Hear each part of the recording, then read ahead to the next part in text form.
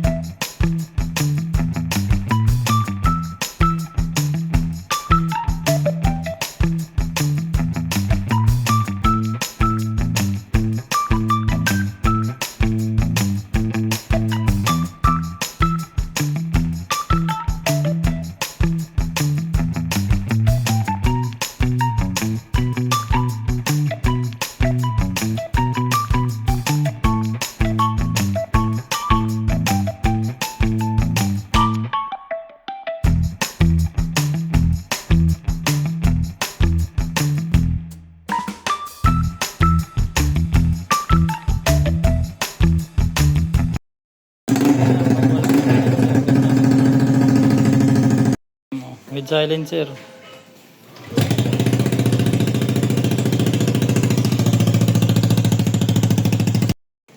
So ayun guys, ang ingay. Lalo pag wala yung silencer. Pero kung ikakabit naman yung silencer, medyo okay na siguro. And yung isa pa pala is yung ito, yung dito sa bolt. Hindi kasya yung stock kasi masyadong mahaba yung sa stock, di ba? Pero kung wala namang ordinance sa inyo, city ordinance or hindi naman mahigpit, I think pwede naman to. For 2.5 nakuha ko lang siya ng 2.1 yata. Kasi sale sa Shopee, pero yun,